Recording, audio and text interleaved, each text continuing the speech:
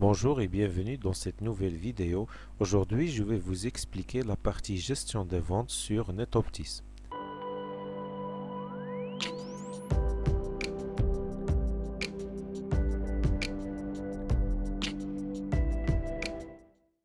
Pour ajouter une nouvelle vente, il suffit de cliquer sur ce raccourci Nouvelle vente ou bien aller dans le menu Gestion des ventes, Vente, puis cliquer sur Nouvelle vente. Donc nous allons commencer par choisir le client. Donc si c'est un nouveau client, on clique sur ce bouton ici. Donc on renseigne les informations du client et on clique sur sauvegarder.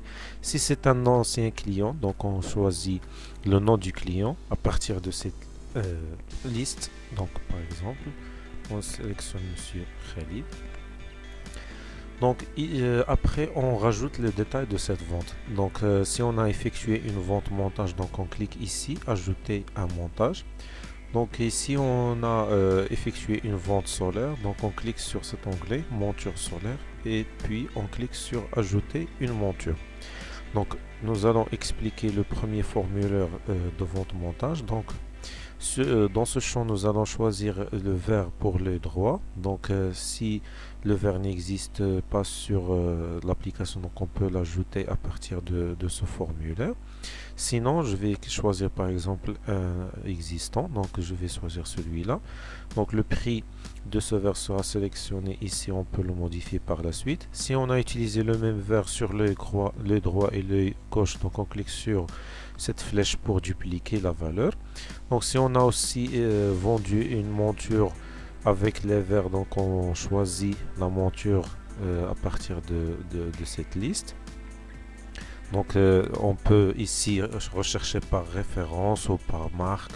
Donc par exemple, on peut chercher toutes les marques Ray-Ban. Donc je vais choisir celle-là. Ici, nous allons avoir le montant total de cette vente montage. On choisit aussi la date de livraison et le type de montage et on renseigne les observations. Dans cette liste, nous allons avoir toutes les anciennes mesures de ce client. Donc, si on veut rajouter une nouvelle mesure, on va sélectionner ici nouvelle mesure puis renseigner la mesure. Sinon, on peut charger par exemple cette ancienne mesure directement. Donc, à partir de cette liste. Donc, je vais choisir nouvelle mesure.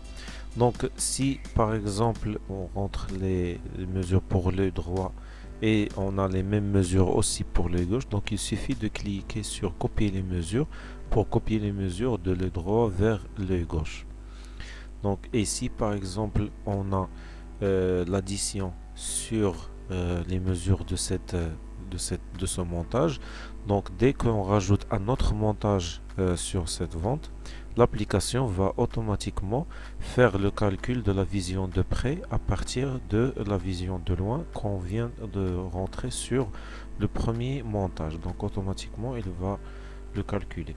Donc je vais supprimer ce deuxième montage que je viens de rajouter. Donc après, là on aura le total de cette vente montage. Si on a donné une remise au client, donc on peut la renseigner ici. Donc par exemple 200. Et si le client a payé la totalité, donc on coche sur payer en totalité et on choisit le mode de règlement, par exemple espèce. Sinon, donc on décoche et on rentre l'avance que le client a payé. Par exemple 200 dirhams et on aura ici le reste 2000 dirhams. Donc là, si on clique sur sauvegarder, là on a cet onglet qui clignote en rouge, ça veut dire on a une erreur sur cet onglet. Donc là on a un champ qui est vide. Donc si vous voulez pas ajouter une monture, il suffit de la supprimer. Sinon par exemple là je vais choisir une monture solaire. On aura le prix de cette monture qu'on peut modifier ici et le total on a qui vient d'être augmenté. Je vais cliquer sur sauvegarder. Là on aura un nouveau onglet qui vient d'être ajouté, c'est l'onglet encaissement dans lequel on aura tous les encaissements de cette vente. Comme vous voyez, on a l'avance déjà mentionnée ici et le reste à encaisser qui est renseigné ici. on peut maintenant imprimer le reçu pour ce client. Donc on clique sur reçu client. Donc on aura quatre types, soit un reçu pour les imprimantes thermiques de 58 mm, soit imprimer le reçu sur papier A4, sur papier A5, ou bien imprimer le reçu et la fiche de montage sur un seul document. Donc je vais choisir celle-là. Donc là, comme vous allez voir, donc nous avons ici l'information sur le reçu qu'on va fournir au client avec l'adresse et votre logo. Et en bas, on aura la fiche de montage qui sera envoyée à l'atelier pour le montage. Donc après, vous pouvez éditer la fiche de vente à partir d'ici, consulter l'historique de toutes les opérations effectuées sur cette vente à partir d'ici. Donc vous allez pouvoir consulter toutes les modifications et l'agent ou bien le vendeur qui a effectué ces modifications et la nature de l'opération. L'ajout, par exemple, il a ajouté un article vendu sur cette vente. Il a renseigné des encaissements. Et voilà, vous allez avoir tout l'historique de cette vente qui est tracé et avec toutes les opérations. Après, si le client revient pour payer le reste, donc vous pouvez cliquer sur ajouter à notre encaissement et vous renseignez ici le montant du complément avec le mode de règlement. Donc si vous choisissez par exemple un chèque, vous pouvez renseigner aussi la référence du chèque et la date prévisionnelle d'encaissement de ce chèque, et vous cochez ici qu'elle n'est pas encore encaissée, et ici vous choisissez par exemple le montant. Si par exemple il paie la totalité, donc vous renseignez ici le montant total. Donc ici par exemple, là je vais supprimer cet encaissement. Ici par exemple, le client vous demande de lui diviser le reste sur par exemple 3 échéances. Là vous choisissez le nombre d'échéances et vous cliquez sur diviser le reste en tranches. L'application va automatiquement diviser le reste sur 3 et choisir le mode de règlement en chèque. Et chaque chèque, on aura la date prévisionnelle dans un mois à partir du mois prochain. Et il ne vous reste que saisir la référence de chaque encaissement.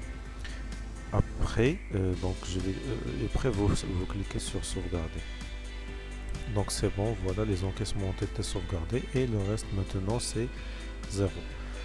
Donc là, vous pouvez éditer la facture directement à partir de ce bouton, donc la facture de cette vente. Et par la suite, si vous livrez, les articles de cette vente, vous pouvez simplement cliquer sur cette action ici, ce bouton, pour marquer cette vente comme étant livrée au client.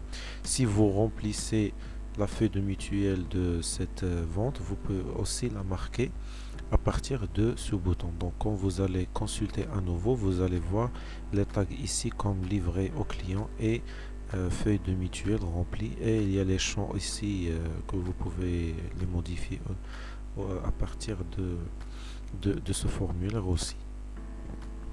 Après, donc pour les colonnes de ce tableau, vous pouvez les personnaliser en cliquant sur ce bouton personnaliser ce tableau et choisir les colonnes que vous voulez voir. Donc il suffit de cliquer ici sur OK pour ajouter cette colonne. Après, l'historique des ventes, vous pouvez le consulter ici à partir de ce bouton, et ce bouton vous permet de lister les factures dont vous n'avez pas encore généré une facture. Donc là, cette colonne vous montre s'il est vide, ça veut dire que cette vente n'a pas encore été facturée. Après, ce champ-là, il vous permet de bloquer la modification des ventes par les vendeurs après un délai. Donc si un vendeur ajoute par exemple une vente, et si vous spécifiez ici 1 heure, alors 1 heure après l'ajout de cette vente, il n'aura plus le droit de la modifier. Comme ça, vous gardez la fiabilité des données au niveau de l'application et vous bloquez les modifications non nécessaires. Donc voilà, c'est tout ce que je voulais vous expliquer concernant la gestion des ventes sur NetOptis.